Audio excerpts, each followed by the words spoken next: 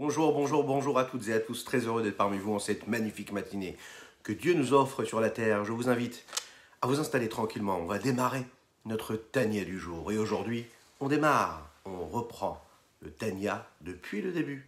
Tous les jours, une petite dose de Tania pour comprendre qui nous sommes, une âme, un corps et surtout Dieu au centre de tout cela. Alors installez-vous, on va commencer dans quelques instants. J'espère que vous allez bien en tout cas. Keliata vehodeka Elokai Aromemeka Keliata vehodeka Elokai Aromemeka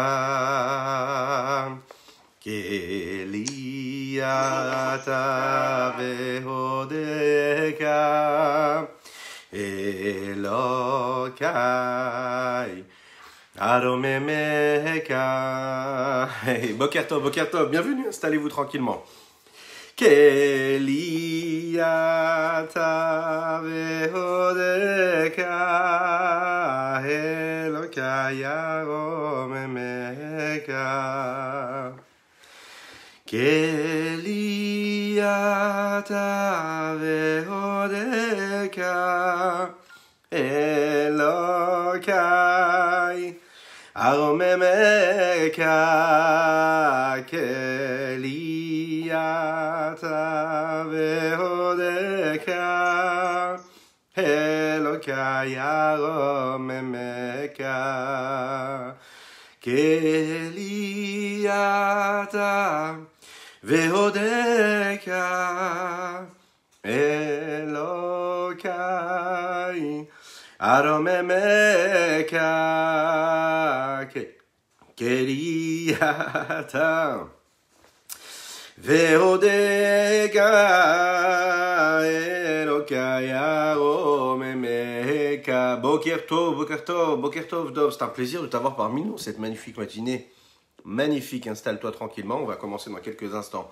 N'hésitez pas à partager, c'est important, à liker, commenter la publication afin que nous soyons encore et toujours plus, présents pour étudier ce Tania. J'espère que vous allez bien. On va démarrer dans quelques instants. Keliata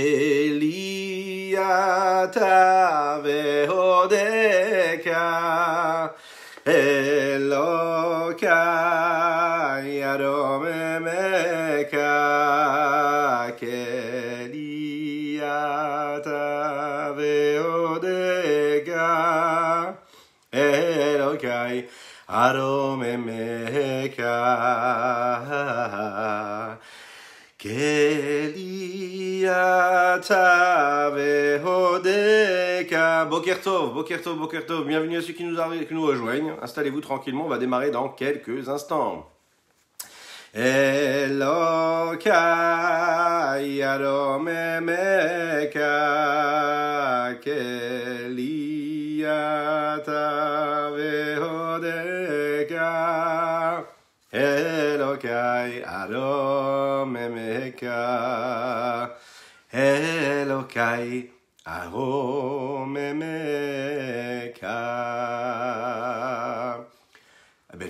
Voilà, c'est parfait comme ça. Bienvenue à toutes et à tous, très heureux d'être parmi vous en cette magnifique matinée que Dieu nous offre sur la terre. Je le disais tout de suite, on va démarrer notre Tania. Mais c'est exceptionnel parce que le Tania qu'on va démarrer ensemble, vous savez, c'est le Tania du jour.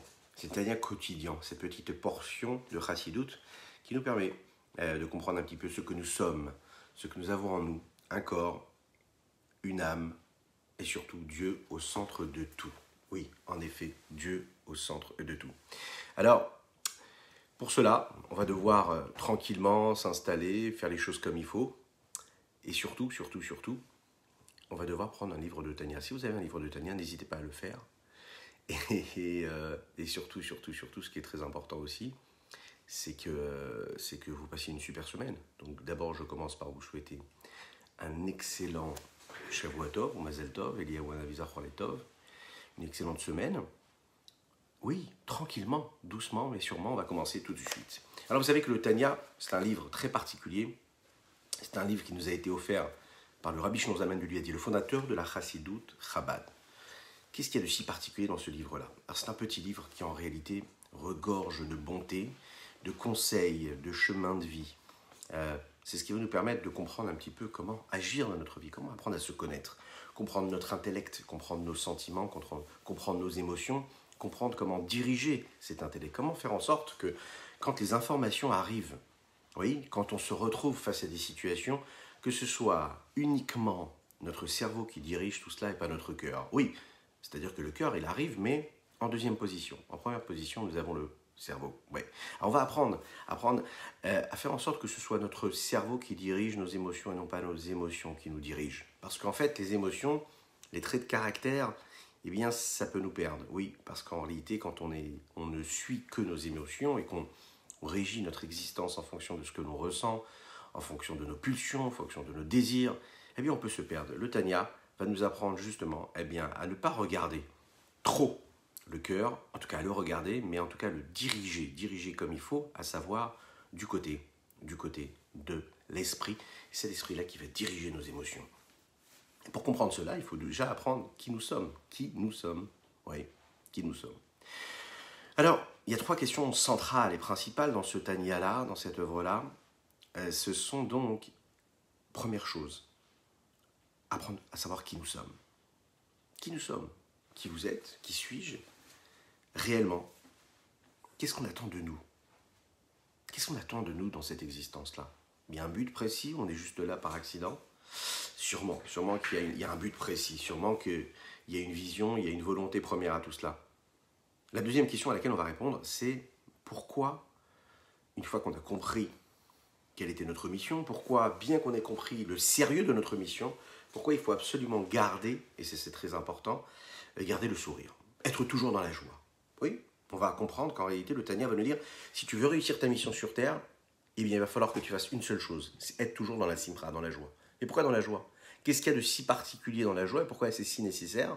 Et pourquoi vraiment on doit systématiquement chercher à être dans la joie véritable, toujours constante, perpétuelle? Pourquoi est-ce qu'on ne peut pas vivre une vie normale, telle qu'elle se présente à nous, sans particulièrement chercher à être dans la joie? Ok. Une fois qu'on a compris qu'on doit être vraiment dans la joie, le Tanya va nous apprendre aussi comment être dans la joie. Comment nous réjouir? Parce que c'est compliqué d'être toujours joyeux. La vie, elle n'est pas si facile toujours. On n'a pas toujours envie d'être joyeux. On ne voit pas vraiment toujours les raisons d'être joyeux. Qu'est-ce qui fait qu'on doit être joyeux toujours? Et comment on doit être joyeux? Qu'est-ce qui va nous aider à cela? Est-ce qu'il y a une solution? Est-ce qu'il y a des techniques? Est-ce que c'est quelque chose qu'on peut apprendre? Est-ce que c'est un travail constant? Est-ce que c'est quelque chose qu'on peut apprendre une fois et être tranquille après? Comment ça se passe? Est-ce qu'il y a vraiment des secrets? Alors le Tanya, oui, il nous dit qu'il y a des secrets. Ils sont basés sur la Chassidut, ils sont basés aussi sur la Kabbalah. À nous de les découvrir.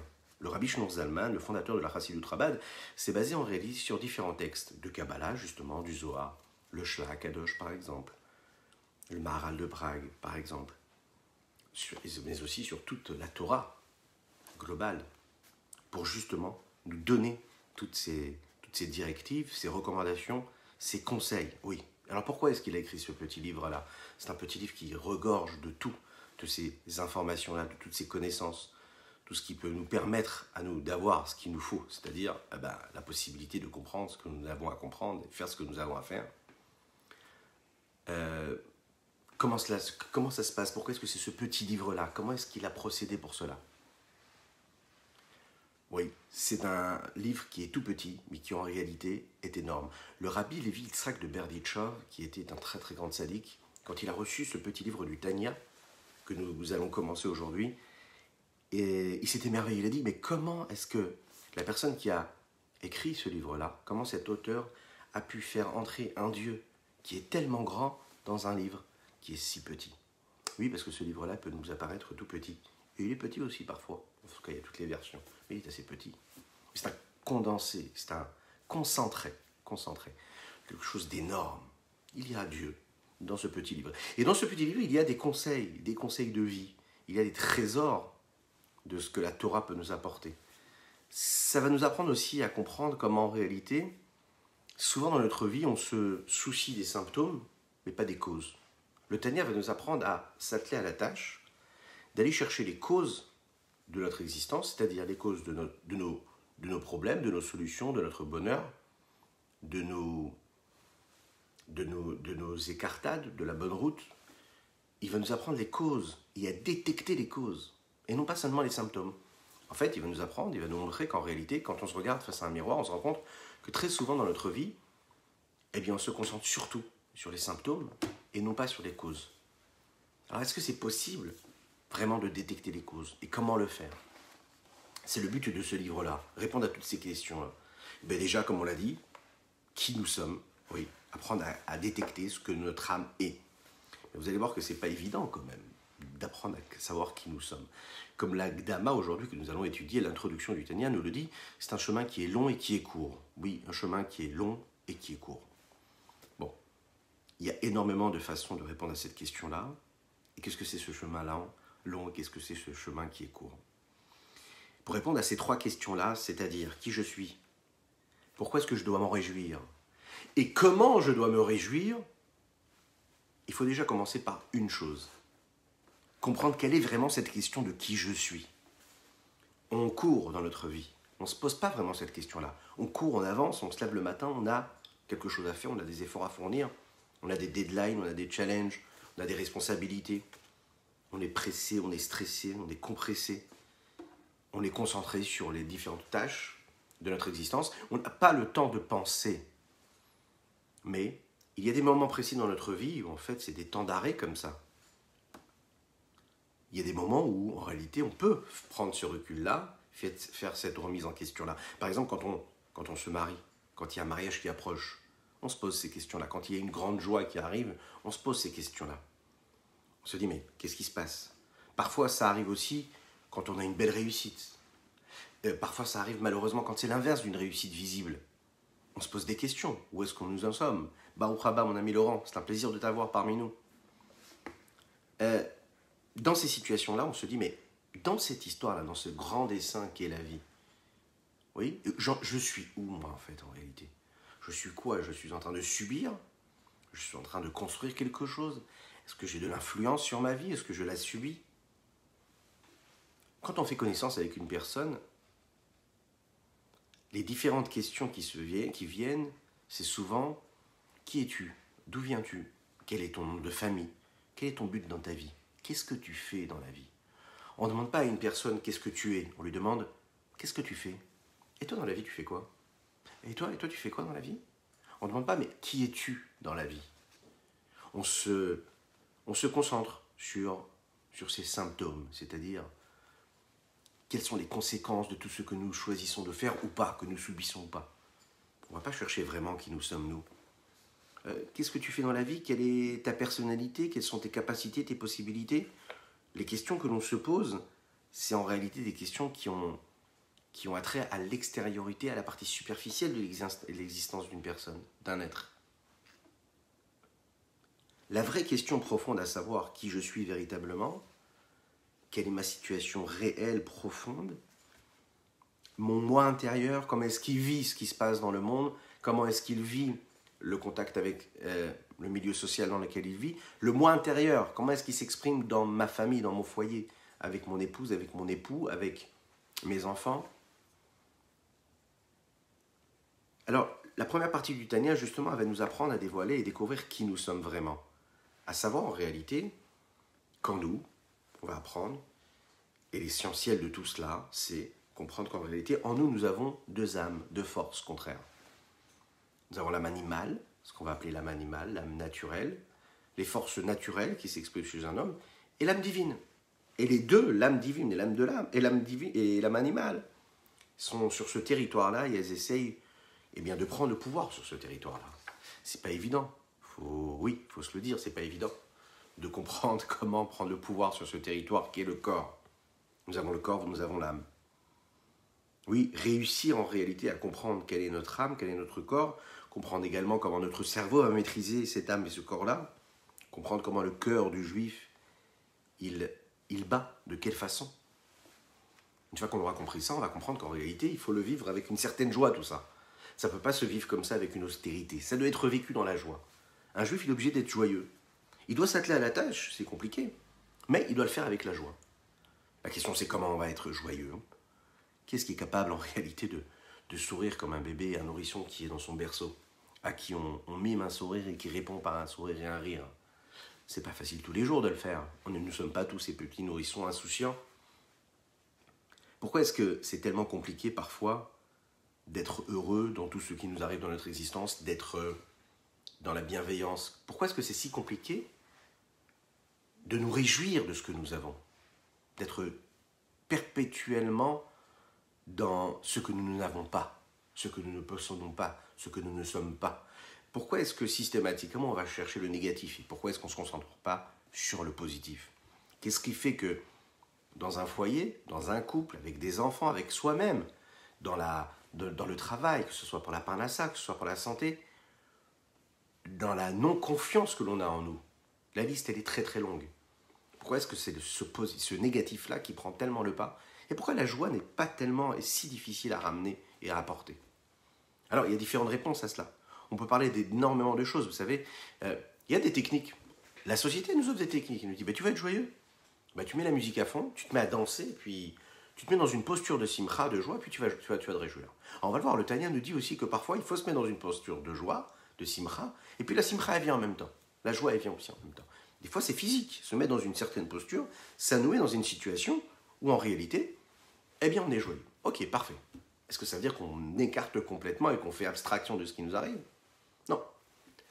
Bon, il y a d'autres solutions aussi. On nous dit, il y a d'autres techniques. Voilà. La technique, c'est de voir la moitié du verre qui est plein.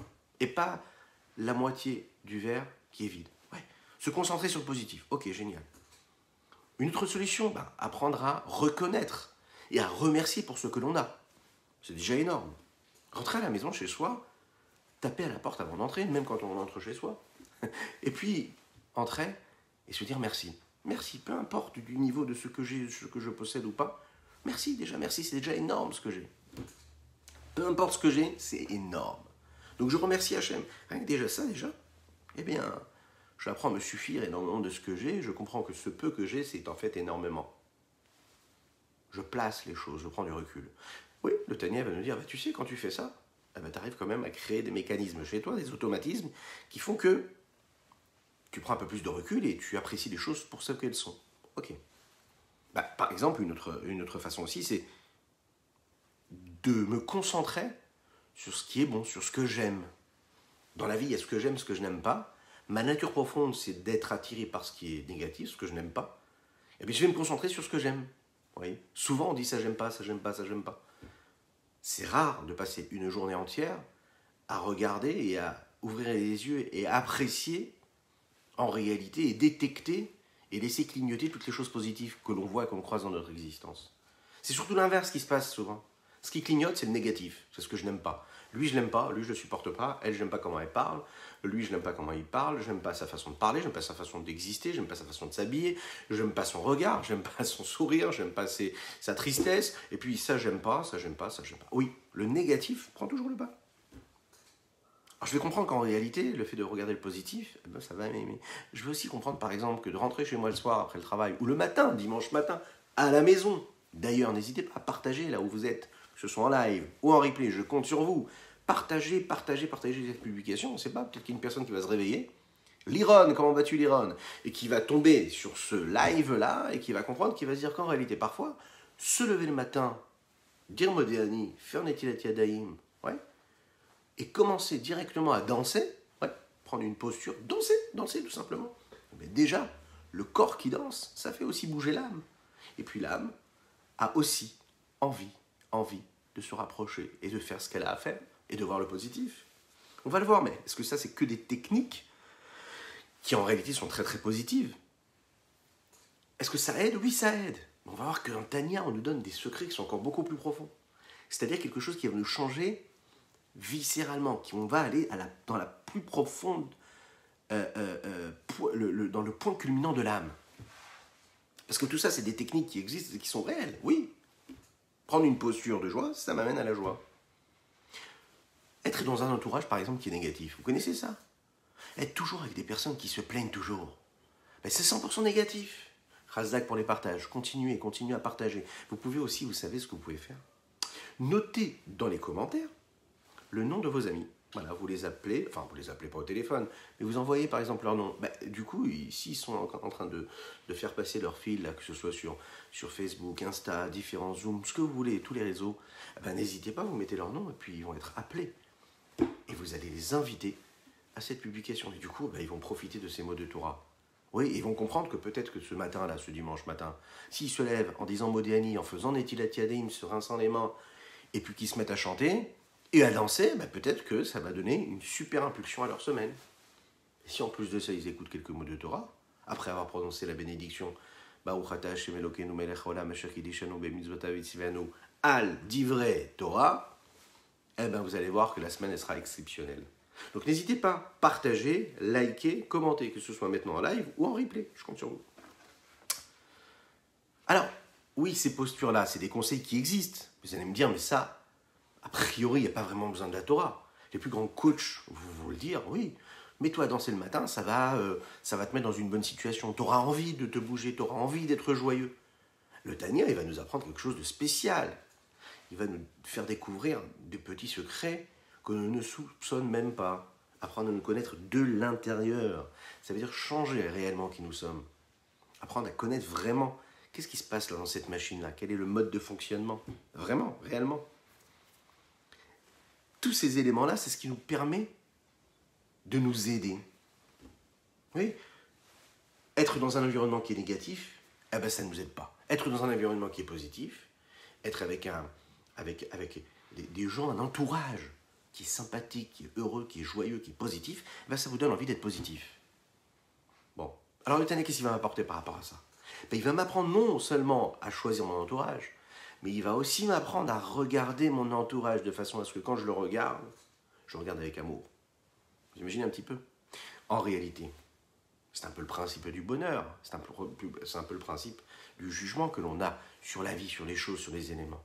Il va m'apprendre en réalité à faire en sorte que quand je regarde ce que je regarde, c'est mon regard qui va influencer le jugement que j'aurai sur cette chose-là et qui va même transformer la chose que je suis en train de regarder. Je m'explique. Le bonheur, oui, se retrouve dans les yeux qui le regardent. Oui. Le bonheur, c'est en fait le regard que vous avez sur les choses. C'est vous qui transformez ce qui se passe en un bonheur réel. Vous voulez aimer l'autre. Boker Tov Moshe. Vous voulez aimer votre prochain. Vous voulez vous aimer vous-même. Ouais. Apprenez à vous regarder avec amour réel. C'est votre regard. Avoir les bonnes lunettes. Le Tanya va nous apprendre, dans les chapitres qui vont suivre, dans quelques semaines, oui, qu'en fait, en réalité, le fait de changer notre regard, ça nous fait apprécier les autres. Donc on va le voir que, bien que les conseils de coaching, ce serait d'être dans un environnement uniquement positif, avec des gens tous sympathiques, mais qui souvent en réalité sont superficiellement sympathiques, narcissiques, égocentriques, ce que vous voulez. Il va nous apprendre en fait à faire un travail personnel, intérieur, qui va nous permettre quoi? De regarder les autres avec un véritable amour. De se regarder soi-même avec un véritable amour. S'aimer véritablement et pas dans une posture, mais profondément découvrir et dévoiler réellement cet amour que l'on a en nous. Oui, mais attention, ça, c'est un chemin de vie. C'est-à-dire que c'est des efforts, c'est un apprentissage, véritablement. Et bien sûr, ce qui va nous amener en réalité à une question qui est beaucoup plus fondamentale, mais qui nous amène aussi à cette réponse-là. Pourquoi nous sommes nés? Pourquoi nous sommes nés? C'est-à-dire que quand tu te poses cette question-là, tu te dis, mais pourquoi est-ce que je suis né? Quelle est ma fonction? Quel est mon but dans l'existence? Et déjà, ça permet d'ouvrir un petit peu plus les perspectives. Ça permet de tracer une route, tracer un chemin qui va correspondre au réel bonheur que je veux construire, mais pas seulement le bonheur, à ma raison d'être. Et ça, c'est pas évident. La question, c'est pourquoi est-ce qu'on ne se pose pas cette question-là? Pourquoi est-ce que je suis né sur Terre? Est-ce que parce que c'est une question qui est trop grande pour nous, à laquelle on n'arrive pas à répondre? Est-ce que c'est une question qui, en fait, n'a pas de réponse? Et comme on n'a pas de réponse, alors on n'ose plus la poser? Ou est-ce qu'en réalité, c'est une question qui nous taraude et qui est là, qui ne nous lâche pas, en fait, tous les jours?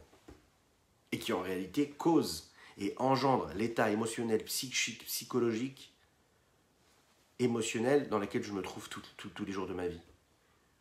Qu'est-ce qu'elle fait, cette question? Quels sont les dégâts, ou sans parler négativement de dégâts, mais c'est-à-dire quel est l'impact et l'influence que cela a sur ma personne, sur moi-même, sur mon âme, sur mon corps. On va essayer de comprendre en réalité que le corps de l'homme, il dépend aussi justement de cette âme-là. La posture que le corps va avoir, eh bien, peut dépendre de son âme, de la tranquillité d'esprit qu'il y a dans son âme, qu'il y a dans son cœur, l'harmonie que l'on réussit à créer. Mais ça, c'est des secrets, des trésors que le Tanya nous répond. C'est une question globale. C'est une question qui fait référence à tout ce que nous vivons dans l'existence de notre vie. Mais c'est ce qui nous permet de répondre et de nous donner les forces pour tout dans notre vie. Véritablement. Alors, je ne sais pas, vous allez me dire, on va commencer la semaine comme ça, on vient de se lever, question philosophique, oh, ça peut être bateau. Mais non, c'est pas seulement bateau, c'est pas une question comme ça qui est insignifiante, parce que le Tanya va s'atteler à cette tâche-là. Alors pourquoi est-ce que nous avons été créés, pourquoi nous sommes ici, même dans ce monde? Alors n'hésitez pas, dans les commentaires, là, vous pouvez noter vos réponses. Essayez de vous concentrer, essayez de donner une petite phrase, en 8 mots. Pourquoi nous sommes là, chacune et chacun, sur cette terre-là? Pourquoi Dieu a fait en sorte qu'on soit si différents l'un de l'autre, et que dans nos différences, nous ayons chacun une mission particulière. Vous connaissez ce fameux principe que le jour de notre naissance, c'est le jour où Dieu a décidé que nous étions, oui, quoi? Essentiels à l'existence. C'est-à-dire quoi? C'est-à-dire que personne ne peut nous remplacer. Chacune et chacun, on peut s'imaginer qu'en fait, à travers ces sociétés, ces villes, ces pays, dans lesquels nous sommes des centaines, des milliers, des millions d'habitants, 1 plus 1 plus 1, bon, qu'est-ce que ça change réellement? Est-ce que mon action, elle a une influence sur l'existence, sur ce que Dieu a voulu dans son grand projet, faire de ce monde-là une demeure pour la divinité? Non. Le jour où tu es né, c'est le jour où il a décidé, Dieu, que en fait, le monde, la vie, ne pouvait exister sans toi. Sans toi, sans toi, sans toi, sans chacun et chacune d'entre nous. Donc si le monde a été créé pour ce que tu peux apporter, parce que tu as quelque chose à apporter, toi, et que personne d'autre ne peut l'apporter, tu ne peux pas rester comme ça tranquille, serein, tu es obligé de te lever, de te bouger. Donc ton corps, en fait, il va se redresser. Et le Tanya va t'apprendre à faire en sorte que ton corps se redresse. Que ton corps ne soit pas trop incliné. En tout cas, que ton corps s'incline, mais que ton âme s'élève. Que tu aies les yeux en bas et le cœur vers le haut. Il va t'apprendre ça, le Tanya. Ah oui. Donc ça va avoir une influence aussi sur ta santé, il va t'apprendre à manger. Le Tanya va t'apprendre aussi que quand tu mets quelque chose dans ta bouche, tu dois comprendre ce qui se passe avec ça. Ça devient ce que tu es, ça devient ton oxygène, ça devient ton sang, ça devient ta vitalité. Pourquoi as-tu besoin de cette vitalité? Qu'est-ce que tu vas en faire? Quelque chose de pur, d'impur, de saint, l'inverse du saint. Tu veux de la sainteté dans ta vie. Oui, pourquoi? C'est quoi la sainteté? Comment je peux sanctifier quelque chose que je mange? Comment je peux sanctifier des pulsions, des passions, des fougues que j'ai dans mon corps? Comment ce que je ressens dans mon corps peut être totalement négatif, totalement impur, mais aussi en réalité totalement sain? Comment je peux véhiculer tout en étant matériel et a priori un corps grossier, devenir un réceptacle pour la sainteté du Saint béni soit-il et de révéler l'infini sur cette terre-là, dans ce monde-là? C'est quand même un miracle, ça. Ça, c'est une chance, c'est un cadeau que Dieu nous fait. Il nous a choisi, nous, Asher Bacharmanu, Mikol Amim. Il a choisi nos âmes, mais il a choisi aussi nos corps. Nous, en tant que juifs, il nous a choisi en tant que corps pour être des lieux de résidence et transmettre cette divinité, cette sainteté sur cette terre-là. Alors oui, si on met ça de côté, on peut se dire, bon, pourquoi est-ce que j'ai été créé sur Terre? Pourquoi et où elle est ma place dans le monde? Eh bien, tout simplement quand je vais profiter de ce qu'il y a dans le monde. Quand je vais profiter de tout ce que l'on met à ma disposition. Alors parfois c'est positif, parfois c'est négatif, parfois il faut travailler, parfois c'est dur, mais je me dis voilà, c'est un mode de fonctionnement, il faut que je fasse des efforts pour avoir un réconfort, il faut que je travaille dur pour pouvoir avoir une récompense, et puis des fois je profite, des fois je subis, voilà, et ça c'est la vie. En réalité, toutes ces réponses-là, elles peuvent être convenables, elles peuvent convenir à des moments précis, mais la véritable réponse globale, qui inclut en réalité toute la raison de notre existence, celle qui va donner du sens à notre vie, pourquoi le monde a été créé, comment il a été créé, pourquoi l'homme a été créé, comment il a été créé, quel est le but, quel est notre objectif, quelle est la... Comment dire ça? Quelle est la station, vous savez, la dernière, celle qui nous amènera vers la délivrance totale, celle qui nous amènera vers le but ultime, celle qui donne un véritable sens à nos jours, à nos nuits, à nos problèmes, à nos solutions. Quel est ça? Ah, ça c'est le Tanya qui va nous le donner. C'est les réponses qu'il va donner à toutes ces questions. Quand il a été écrit, ce Tanya-là, le Rabbi Shneur Zalman, l'auteur du Tanya, a voulu justement répondre à toutes les questions que les personnes pouvaient se poser. Pendant des années, il répondait à ça, chacun et chacune, comme on va le voir dans le texte de l'introduction aujourd'hui. Il trouvait des réponses pour chacun. Le problème, c'est qu'il ne pouvait pas répondre à chacun. Et puis en réalité, on se rend compte qu'en réalité, on nous a tous et toutes plus ou moins les mêmes problématiques, les mêmes questions qui se soulèvent. Quand on va apprendre les bases du Tanya, on va comprendre en réalité comment on peut réussir cela. Le Rabbi Shneur Zalman de Liadi, le fondateur de la Chassidut Chabad, dont nous avons célébré la libération hier, mais aussi aujourd'hui, le 19 Kislev ainsi que le Chav Kislev, et qui célèbre aussi donc le commencement de cette étude-là quotidienne du Tanya, nous apprend tout cela. Il faut savoir que le Rabbi Shneur Zalman de Liadi, c'est un maître qui avait pour parents Rabbi Baruch et sa maman. Rabbi Baruch se marie, n'a pas d'enfant. Un ami à lui, un chassid, un juif, lui dit, tu sais, tu n'arrives pas à avoir d'enfant, tu vas aller voir un grand maître qui s'appelle le Baal Shem Tov, le saint Baal Shem Tov, qui est le fondateur de la Chassidut globale. Il lui dit, va là-bas, va lui demander une bénédiction. Il se présente là-bas, on était au mois de Av. Au mois de Av, 2 mois avant les fêtes de Tishri, Rosh Hashanah. Il se présente là-bas et il va demander une bracha, une bénédiction au Baal Shem Tov. Le Baal Shem Tov regarde ce couple-là et il leur dit, voilà, vous allez être bénis. Il y a une neshama très particulière qui va naître, une nouvelle neshama. Vous imaginez ce que ça veut dire? Une neshama chadasha. Une nouvelle neshama, c'est-à-dire une neshama avec un nouveau concept, une nouvelle vision, une nouvelle forme, un nouveau regard, une nouvelle appréciation, un nouveau chemin, de nouveaux conseils. Vraiment, une nouvelle neshama, c'est-à-dire dans sa conception réelle déjà, à la base, elle va être nouvelle, cette âme-là. Cette âme nouvelle-là, elle va influencer, elle va diriger, elle va apporter, elle va donner. Vous imaginez, des centaines d'années après, on est là à profiter de cet enseignement qui touche tous les jours d'autres personnes, qui aide, qui influence, qui donne. Et donc, le Baal Shem Tov fait cette promesse-là. Ils vont décider, en fait, les parents du Rabbi Shneur Zalman, de rester sur place, de passer quelques semaines. Ils vont rester 1 mois. Le Yud Chet Elul, de cette même année-là, qui est donc le jour anniversaire par la suite du Admor HaZaken. Le Baal Shem Tov leur dit, vous savez, aujourd'hui, comme aujourd'hui, l'année prochaine, donc dans 1 an, vous aurez un petit garçon. Protégez-le, gardez-le bien, ne le montrez pas, il sera particulier. En effet, à l'âge de 1 an, Rabbi Shneur Zalman parle déjà, à l'âge de 2 ans, 3 ans, il évolue énormément. Au bout de quelques années, il est déjà ce qu'on appelle Baki, c'est-à-dire qu'il connaît toutes les parties de la Torah, il connaît le Talmud, il est capable de réciter tout, connaître tout par cœur, maîtriser toutes les parties. Il écrit déjà de nombreux commentaires. Et donc il évolue, il grandit, il fait déjà partie des grandes sadikim que tout le monde respecte. Et il va donc, par la suite, en ayant ce maître-là qui est le Maggid de Mezrich, mais également le Baal Shem Tov, cette influence, la chassidique, qui va faire qu'il va lui fonder ce qu'on appelle la Chassidut Chabad, Chochma Bina Da'at. Cette chassidoute-là qui va donner tous les maîtres que nous avons eus jusqu'au Rabbi de Lubavitch, Rabbi Menachem Mendel, le Rabbi actuel, voilà, de la Chassidut Chabad. Rabbi Shneur Zalman, c'est un grand sage, il va vivre des difficultés quand il vivait en Russie, puisque pas tout le monde était d'accord avec cette façon, cette approche qu'il avait là. La chassidoute, c'était de quoi?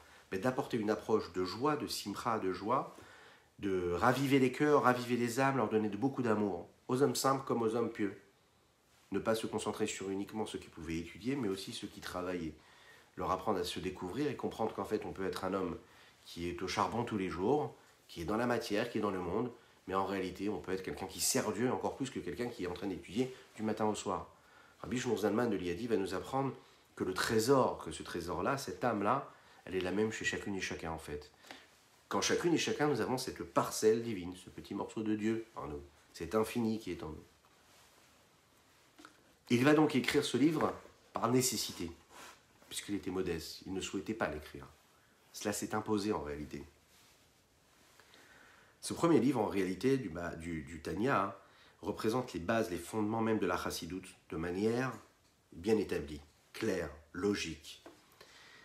C'est un petit peu pour ça que ça a été appelé la Torah Shebirtav de la chassidoute, la Torah écrite de la chassidoute, Chabad.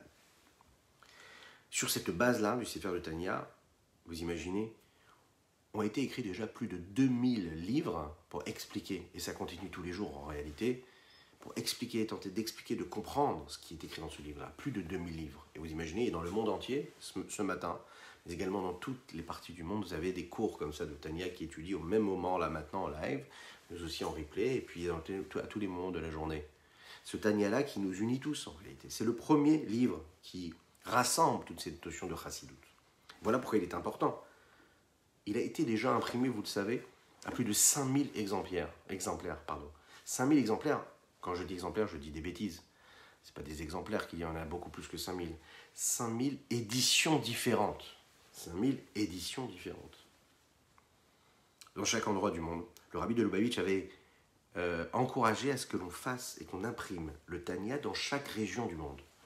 En France, par exemple, vous avez dans chaque ville, on est venu il y a quelques années, dans les années 60, 70, si je ne m'abuse, on se promenait avec une petite camionnette, des chassidim de Lubavitch, des Français qui ont fait ça, qui allaient comme ça dans chaque petite ville, dans chaque petit village, dans chaque petite banlieue, dans chaque province, et qui venaient avec une imprimante pour imprimer.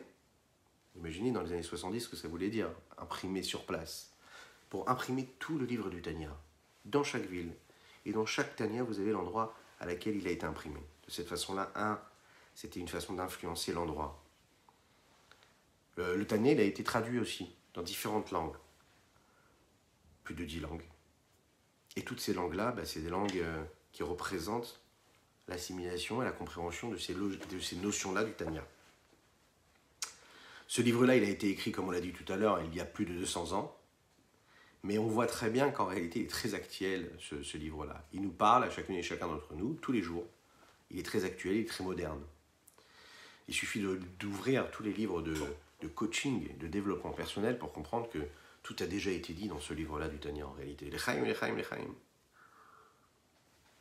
Alors je rappelle quand même, comme c'est écrit, que ce shiur-là, il est offert et par Valérie. Voilà, on ne va pas donner tout le nom, puisqu'on m'a donné juste l'initiale. Et pour le Mazal Tov, donc on souhaite un très très très grand Mazal Tov à Joyce et Jérémy. L'Echaim, un très très grand Mazal Tov. N'hésitez pas à leur souhaiter Mazal Tov, c'est important pour ce mariage-là. Un grand Mazal Tov, un grand Mazal Tov. Et on espère que tous ces mots de Torah vont accompagner leur existence et leur donner beaucoup, beaucoup, beaucoup, beaucoup. Alors, afin de comprendre et de connaître véritablement les buts précis de ce livre du Tanya, nous allons démarrer ensemble, si vous voulez bien, et si vous l'acceptez. Et j'en suis sûr, vous l'acceptez, ça vaut le coup. Apprendre mot par mot ce qui a été dit dans le Tanya, dans cette introduction du Tanya. 53 prakim, c'est la première partie, les 53 chapitres qui sont dans cette première partie-là. Il s'appelle comme ça le Sefer Likutei Amarim. Likutei Amarim, c'est-à-dire un assemblage de différents discours, de différents mots qui ont été dits, idées. Et bien sûr, avec grande modestie, un assemblage de tout ce qui a été dit par le Rabbi Shlomo Zalman et qui nous permet de comprendre, de voir véritablement. Dans ce Tanya, il y a 5 parties. La première partie, c'est ce que l'on appelle le Sefer Shel Benonim. Le livre des Benonim, c'est le livre des intermédiaires. 53 chapitres comme les 53 jours pendant lesquels le Rabbi Shlomo Zalman va se retrouver emprisonné. La deuxième partie de ce livre du Tanya s'appelle le Sha'ar Ha'ichud Ve'emuna. Lui, il va... Une magnifique partie, magnifique. Il va falloir tenir jusqu'au Sha'ar Ha'ichud Ve'emuna, je compte sur vous. Parce que le Sha'ar Ha'ichud Ve'emuna, ça va nous apprendre à voir Dieu, à comprendre Dieu. Et avoir la foi en Dieu, la confiance en Dieu. Troisième partie, ce qui est appelé le Higeret HaTeshuvah, lui va nous expliquer quel est l'essence même du travail nécessaire de la Teshuvah, du retour, du repentir, retour vers Dieu, selon les préceptes de la Chassidut, les enseignements de la Chassidut. La quatrième partie est appelée le Higeret HaKodesh. C'est un assemblage de différentes lettres qui ont été écrites par le Rabbi Shlomo Zalman. Et puis la cinquième partie qui est appelée le Kuntras Acharon, c'est un approfondissement véritable de différents sujets choisis dans le Tanya, dans lesquels on aura un approfondissement kabbalistique et chassidutique. C'est la dernière partie que nous avons étudiée ensemble tous les matins, Baruch Hashem, avec l'aide d'Hachem. Il est appelé le Sefer Shel Benonim, le livre des intermédiaires. Et c'est en réalité l'image que l'on se fait centrale, en réalité, du livre du Tanya. Parce que dans le Tanya, nous ne parlons pas du tzaddik, celui qui est au-dessus de tout, qui est détaché complètement du monde et de la matière, qui se relie à Dieu complètement, qui est que dans la spiritualité. Non, ça parle de chacune et chacun d'entre nous, en fait. De celui qui est systématiquement confronté au bon et au mauvais penchant, à ce combat à l'intérieur qui est en lui, le bon et le mal, réussir à trouver sa place. Melukat Mupisfarim ou Mupisofrim Koche Elion, Kedoshe Elion Nishmatan Eden. Il est rassemblé, il a été inspiré par différents livres qui ont été écrits par des grands auteurs. Ces idées-là ont été prises, comme on l'a dit tout à l'heure, du Maharal de Prague, du Shla Akadosh, et il nous parle de ce que ces grands-là ont pu dire, ce que la référence des Sofrim ici dont il est question, c'est le Baal Shem Tov, le Maggid de Mezrich, qui étaient ces grands maîtres de la Chassidut. Tout cela est basé sur un verset qui vient du Chumash Devarim, Parashat Nitzavim précisément, qui c'est proche de toi. Oui, c'est proche de toi, de ta bouche, de ton cœur et de ton action. Il va nous expliquer justement ce Tanya-là, ce verset-là. Comment c'est si facile? Comment c'est proche de moi? Facile, non. Mais comment c'est à ma portée? Comment est-ce que je peux tout simplement me baisser, et c'est le cas de le dire, et faire en sorte que ma parole, mon cœur et mes actions soient imprégnés de cette route-là qui me permettra de m'approcher de Dieu. Parce que Moshe Rabbeinu le dit dans ce verset-là, il dit « Lo bashama il est mort ». La Torah n'a pas été donnée dans le ciel. Oui, elle n'a pas été donnée de l'autre côté de l'océan. Elle a été donnée ici-bas, à portée de main. Elle est très proche de chacune et de chacun. Elle est dans notre pensée, dans notre cœur. Elle est dans notre parole, elle est dans nos actions. Le seul problème, c'est que l'accomplissement de la Torah et les mitzvot, ce n'est pas quelque chose de facile. Et le Tanya, il va répondre à la question, comment est-ce que ça peut être si facile et pourquoi c'est abordable? Pourquoi c'est pas loin de moi? Pourquoi c'est proche de moi d'accomplir la Torah et les mitzvot? Avec un chemin long et court. Ça rappelle une histoire qui a été, ça fait référence à ce que la Gemara nous rapporte sur l'histoire de Rabbi Yoshua ben Hanania. C'est un des très très grands sages, des grands, ce qu'on appelle les Tanaïm du Talmud. Lui disait qu'il n'avait jamais réussi à combattre, à gagner. Et enfin, il avait réussi à battre tout, sauf trois éléments, trois représentations qu'il avait du mal, lui, à combattre. Et un des éléments qu'il avait du mal à combattre, c'est-à-dire qu'il avait réussi à le gagner, qui avait raison de lui, c'est un enfant. Il raconte comme ça dans le Talmud, Rabbi Yehoshua ben Hanania. Un jour, je marchais, je prenais la route, je suis arrivé à un sentier. Je pouvais aller à droite, je pouvais aller à gauche. Je ne savais pas quel côté choisir, la droite ou la gauche. J'ai donc demandé à un enfant qui se trouvait là, je lui ai dit, dis-moi, de quel côté je dois passer pour arriver à la ville? L'enfant, il m'a répondu, eh ben, regardez, ici vous avez le choix, vous avez deux chemins. Vous avez un chemin qui est long et qui est court, vous avez un chemin qui est court et qui est long. Vous pouvez choisir. Long, mais court mais long. Rabbi Yehoshua ben Hanania, Rabbi Yehoshua le fils de Hanania, s'est dit, bah, moi je vais choisir celui qui est court. Parce que ce qui m'intéresse moi, c'est d'arriver très rapidement là où je dois arriver. Donc je vais prendre celui qui est court, même s'il est long. En fait, Rabbi Yehoshua ben Hanania n'a pas tout de suite compris ce que cet enfant-là, qui était tout petit, essayait de lui faire comprendre et insinuer dans sa réponse. Et donc j'ai choisi ce chemin-là, et puis très très rapidement, je me suis rendu compte qu'en fait, peut-être que la ville m'apparaissait très proche de moi, mais avant d'arriver, je me suis rendu compte qu'il y avait énormément de barrages, il y avait des forêts, il y avait des jardins, il y avait des champs, et que je n'arrivais pas en fait à y arriver, que c'était très compliqué pour y arriver. Donc j'avais à portée de moi la ville qui se rapprochait, mais je ne pouvais pas l'atteindre.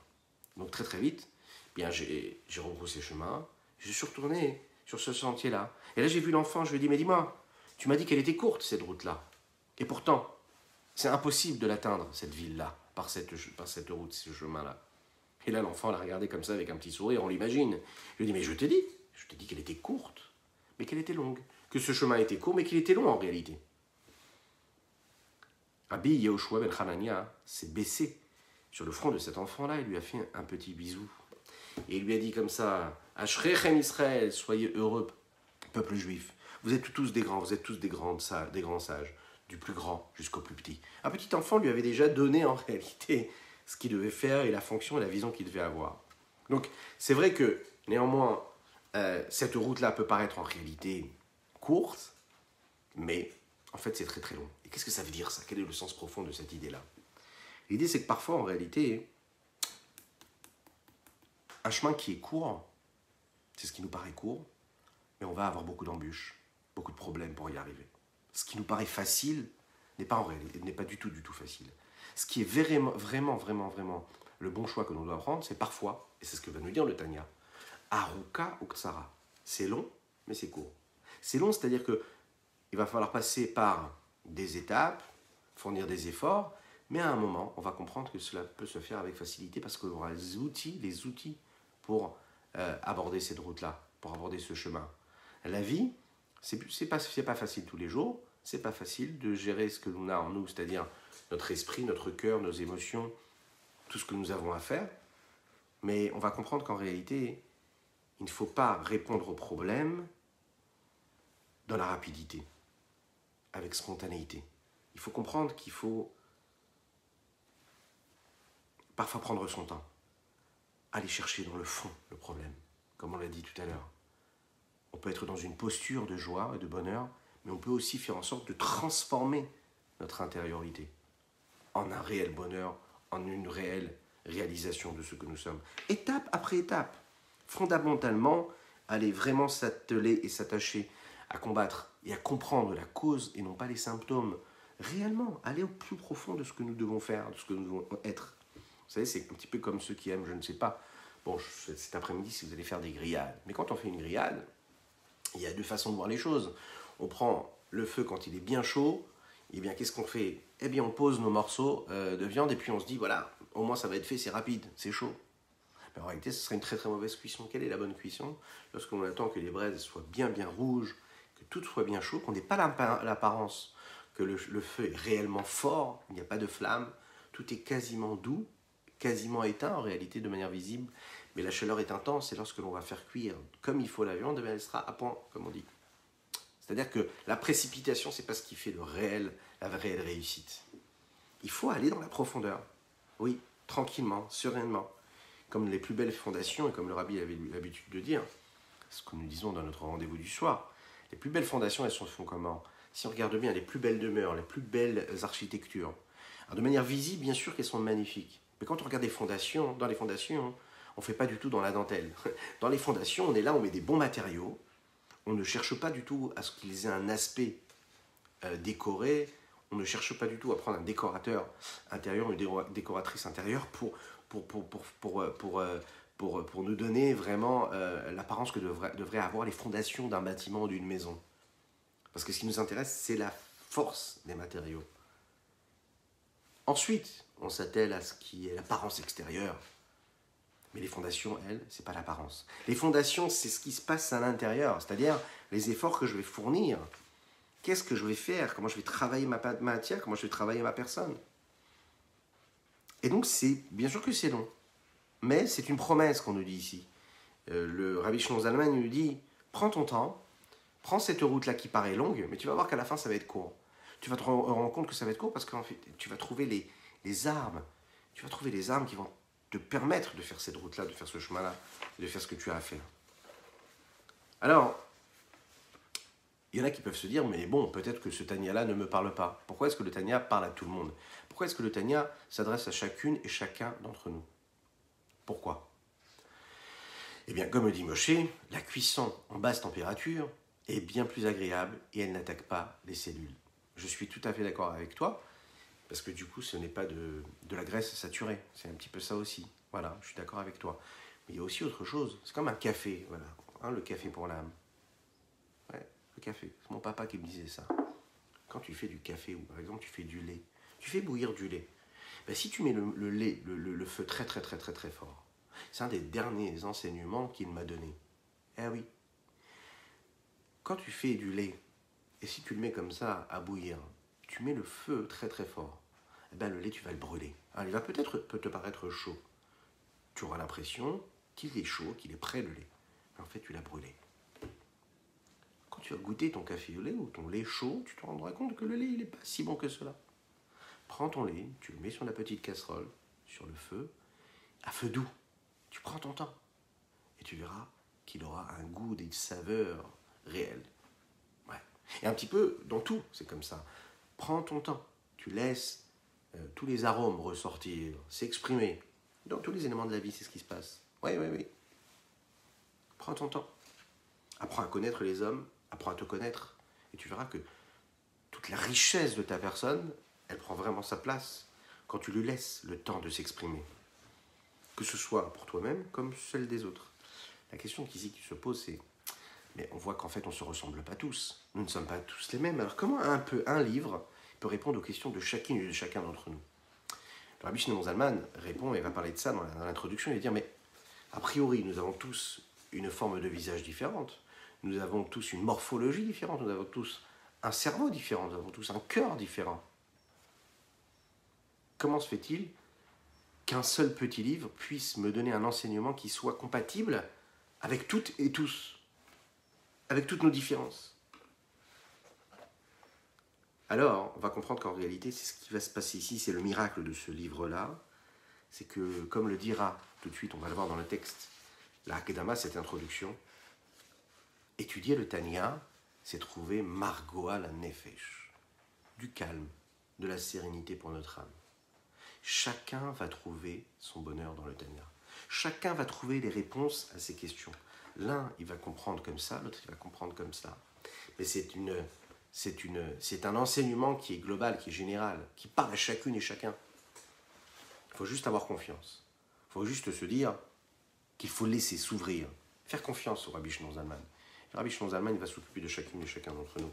Il va nous laisser, il va nous donner les forces qu'on a besoin pour réussir cela. Alors si vous avez la chance d'avoir un Tanya avec vous, c'est super. Comme ça, on va le lire ensemble, cet Akdama-là. Si vous n'avez pas le Tanya avec vous, alors Bezrat Hashem, n'hésitez pas, envoyez-moi un petit message, on trouvera une solution pour que tous les matins vous l'ayez. C'est parti, et puis on va conclure avec cette lecture-là, qu'on va faire assez rapide. En tout cas, on va essayer. On a été un petit peu plus long aujourd'hui, je pense. On va être un petit peu plus long, on va dépasser, mais puisque c'est dimanche, on peut se permettre. Oui, mais oui, mais oui, mais oui. Alors, je compte sur vos partages, c'est important. Partagez. Notez dans les commentaires le nom et les noms de vos amis, ou les prénoms, les profils de vos amis. C'est important que vous soyez là maintenant en live, mais même en replay. De cette façon-là, bien, vous allez appeler d'autres personnes à tomber peut-être sur ce live-là et à se réveiller avec quelque chose de positif et avec une belle bénédiction pour Dana Rachel Ganuna Cohen et Elsa Mazouz. Je vous rappelle que nous étudions pour un très très grand Mazal Tov, pour le cours qui a été offert aujourd'hui ce matin, pour Jérémy et Joyce et par Valérie Z qui offre ce cours-là. Chazak en tout cas pour votre soutien. Donc, à chacune et chacun, allez-y, partagez cette publication-là, qu'on soit beaucoup à étudier ces mots-là. Ces petites perles-là d'or qui nous sont offertes par le Rabbi Shimon Zalman de Liadi. Akdamat Amelaket. C'est donc une introduction qui nous est donnée par le Rabbi Shimon Zalman de Liadi. Celui qui a rassemblé Akdamat Amelaket Vehi Higeret Ashelucha Lichlalut Anshe Shlomenu. C'est une lettre qui est envoyée à la globalité de toutes les personnes, les chassidim, Ishmerem Tzuram Becheskem Kadosh Baruch Hu les protège et qui les renforce. C'est à vous que je m'adresse personnellement. Je vous appelle ceux qui courent et qui poursuivent la justice et ceux qui recherchent Dieu, qui le demandent. Que Dieu vous entende, oui, du plus grand jusqu'au plus petit, c'est-à-dire celui qui n'a pas vraiment de valeur a priori spirituelle, qui a l'impression d'avoir un niveau qui est moindre. Eh bien, le Admorazaken, le Rabbi Shimon Zalman s'adresse à lui et lui dit, tu es comme le grand tzaddik. Aussi petit que tu te sens être, tu es plus grand que toutes et tous, parce que tu as une âme juive, sache-le.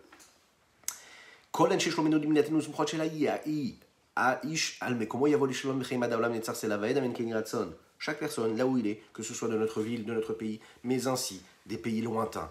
Oui, que puisse chacun être et vivre la paix dans la vie, dans une vie éternelle. Amen Keni Ratson. Vous pouvez le dire Amen. Amen Ve'aven. Vous imaginez comment c'est actuel de notre pays, ou ceux qui sont éloignés à travers ces lives. Oui, me dit-on toujours du Canada, et bon, des États-Unis aussi, d'Israël, Baruch Hashem, ça c'est sûr, de France, et ben oui, dans le monde francophone. C'est parfait, c'est génial. Ça, c'est le miracle, de pouvoir partager cela avec chacune et chacun dans le monde entier. C'est connu, c'est habituel. Les gens ont l'habitude de dire cette chose-là. C'est-à-dire, lire dans un livre, oui, comprendre, des notions de morale, d'appréciation spirituelle, de réveil de soi dans des livres qui ont été écrits pour tout le monde, a priori, ne correspond pas à ce que l'on peut entendre de celui qui nous parle personnellement. Quand on a une question, qu'on pose une question à une personne, à un sage, qui va nous conseiller, il nous permet de prendre des décisions et des choix et faire des choix dans notre vie, ça ne ressemble pas à lire un livre global qui s'adresse à tout le monde, qui n'est pas personnel. A priori. Pourquoi? Et le Rabbi Shimon Zalman l'explique, il dit, chez Akoré, parce que celui qui lit, celui qui lit, il lit en fonction de sa sagesse, de sa capacité à comprendre, de saisissement intellectuel dans lequel il se trouve. Mais si son intellect, son savoir, sa conscience, ils sont complètement embrouillés et qu'il va, et qu'il se promène, et qu'il vit dans un brouillard réel, dans le service de Dieu. C'est-à-dire qu'il ne comprend pas réellement ce qu'il est en train de faire, les raisons de ce qu'il est en train de faire, de ce qu'il doit faire. Avec grande difficulté, il pourra voir la lumière qui est cachée dans ces livres-là. Bien que cette lumière-là, qui réside dans les livres, c'est une lumière qui est douce, et qui est belle, et qui guérit l'âme. Mais le problème, c'est que quand on a un intellect qui est totalement embrouillé, imaginez, la tête dans tous les sens, entre BFM, les séries, Netflix, les WhatsApp, enfin, tout ce qui nous arrive dans l'existence, nos problèmes existentiels, psychologiques, psychiques, émotionnels, les problèmes de famille, les problèmes d'harmonie dans le couple, les problèmes d'éducation, et qu'est-ce qu'on continue? Le travail, imaginez tout ça à gérer dans notre tête. Et plus le progrès avance, et plus on nous donne à gérer. Notre tête, elle est complètement embrouillée, c'est le flou total, c'est le brouillard total.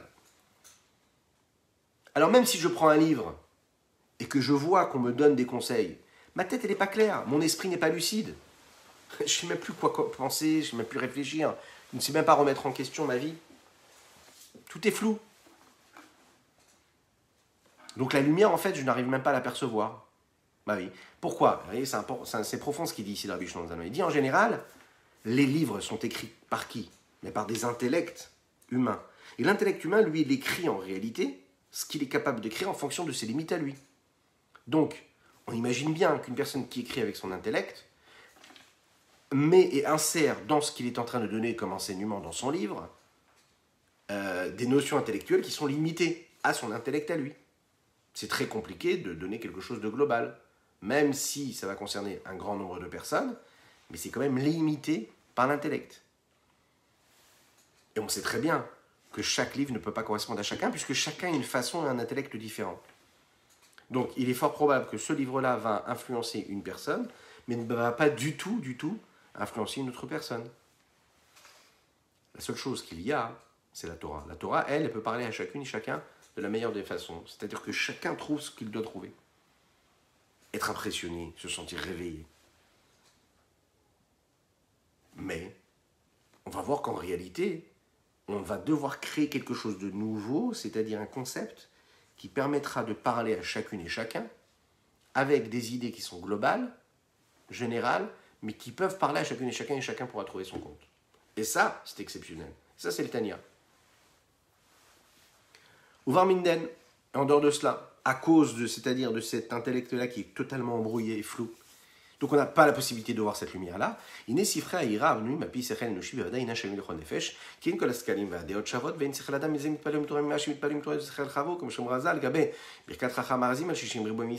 qu'on fait une bracha qui s'appelle Chacham Arazim. C'est une bracha où on bénit Akadosh Baruch Hu, on lui demande de se révéler, qui soit une source de bénédiction pour nous. Pourquoi? Parce qu'en réalité, Dieu, il a réussi. Dieu, il crée des hommes, les 600 000 âmes de base du peuple juif, qui en fait, chacune est composée et constituée d'un intellect différent, de formes différentes, d'analyses différentes. Chacun est impressionné par quelque chose. Nous n'avons pas du tout les mêmes modes de fonctionnement. Donc on ne voit pas la lumière, a priori, chacun, comme il faut et comme on devrait. Chez nos avis, nos ressentis, nos émotions, notre compréhension, l'approfondissement intellectuel ne correspondent pas l'un à l'autre.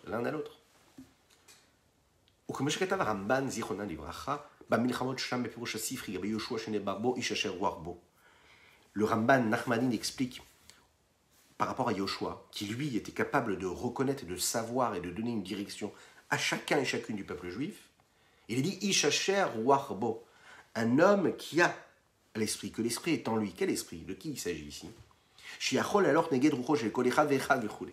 C'est-à-dire quelqu'un qui est capable d'aller à l'encontre de l'esprit de celui qui est en face et qui entend son enseignement. Être capable de façonner l'esprit de celui qui est en face. De dépasser sa façon de voir. Et là, Afilou Besifreira,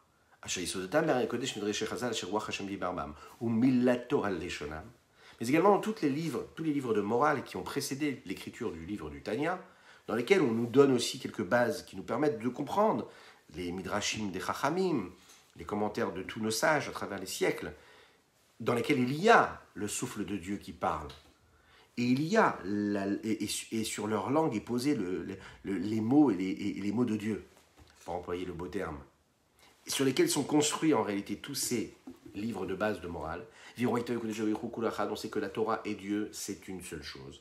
Et kol shishim ribo klalut Israël ou pratem adnitzut skal shebekalim khuteret shebeamem bnei Israël kula shebeamenu bnei Israël kuleu mitkashram bewaita viwaita yamekesher tutam la kadosh baruch kanoda bazwa kodesh, comme le Zohar Kadosh nous explique en réalité chacune et chacun d'entre nous de ces 600 000 âmes qui sont les 600 000 âmes qui les matrices quoi, qui donnent naissance à toutes les âmes, toutes les petites parcelles d'âmes dont nous sommes issus. Eh bien, du plus grand jusqu'à l'intercelle, du plus léger, du plus petit, de celui qui a le niveau le moins grand dans le peuple juif, nous sommes tous attachés à la Torah. Et la Torah est attachée avec Dieu, et la Torah nous attache avec Dieu, comme le Zohar nous le dit. Donc, Israël, c'est ce qui se passe pour la globalité du Ham Israël, le peuple juif.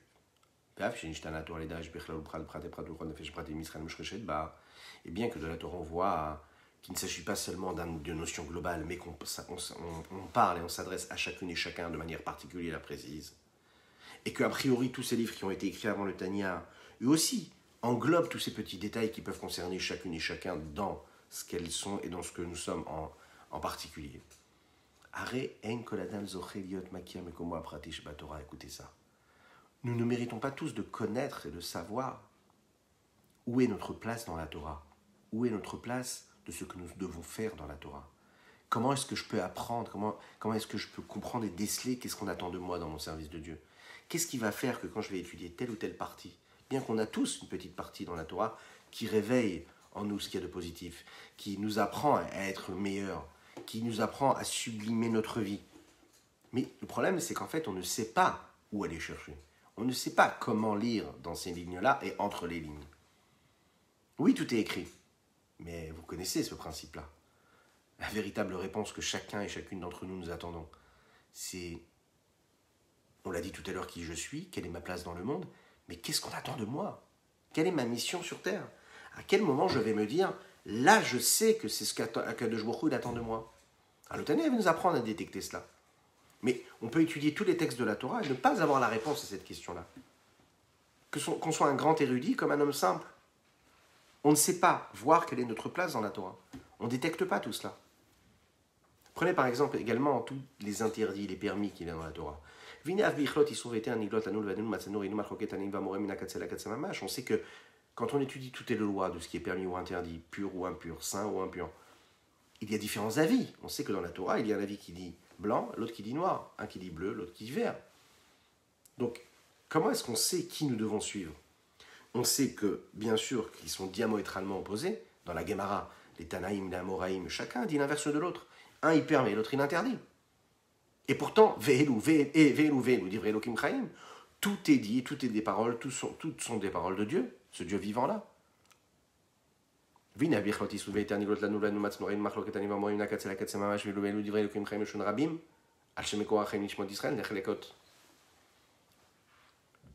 Derrière Klal, dit Shakavin, Yaminus Malem-Tsa. Là, il rajoute quelque chose. Et il dit, quand on étudie ces parties de la Torah, et qu'il y a chaque sage qui lui pense différemment, un il dit permis, l'autre il dit interdit, et chacun en réalité dit l'inverse, ben, dans ces éléments-là, d'ivrei Elokim Chaim, les paroles de Dieu sont nombreuses, au pluriel, et elles sont quoi? Vivantes au pluriel, c'est-à-dire qu'en réalité, chacune a la force de Dieu en elle. Chacune de ces paroles-là. Donc quand il dit interdit, c'est Dieu qui s'exprime. Quand il dit permis, c'est Dieu qui s'exprime. Bien que ce soit complètement l'inverse l'un de l'autre. Pourquoi est-ce que c'est au pluriel? Parce que c'est la source de vie qu'il y a et qui correspond à toutes les âmes du Ham Israël. Toutes les âmes s'expriment à travers les enseignements de Dieu. Et elles sont mises, elles apparaissent à travers les trois mouvements et les trois côtés qui sont la droite, la gauche et le milieu. La droite, le milieu, la gauche et le milieu. Ça correspond en réalité aux trois faisceaux qu'il y a dans ce qu'on va apprendre ensuite dans les traits de caractère, dans les midotes, qui correspondent aux séphirotes, à ces forces-là de vitalité que Dieu utilise pour véhiculer et transmettre à l'infini du Saint béni soit-il, son infini à lui à travers ces outils-là que sont les sphirotes. Chesed à droite, Gevura à gauche, Chesed la bonté à droite, Gevura la rigueur à gauche, puis au milieu nous avons le Tiferet, la symbiose, l'harmonie des deux. Et bien quand on va utiliser le Chesed, ce sera la capacité que l'on aura à travers les mots du sage, de quoi? De permettre, et donc de l'élever à la sainteté. Quand ce sera du côté de Gvura, ce sera donc la rigueur. Ce sera une autre façon de travailler. Shehem, Chesed, ou Gvura, vechule. Ou Neshamot, Sheshorsham Midat, Chesed, Anagatan, Gamken, Leatot, Kalapé, Chesed, Laakel. C'est ce qui va se passer.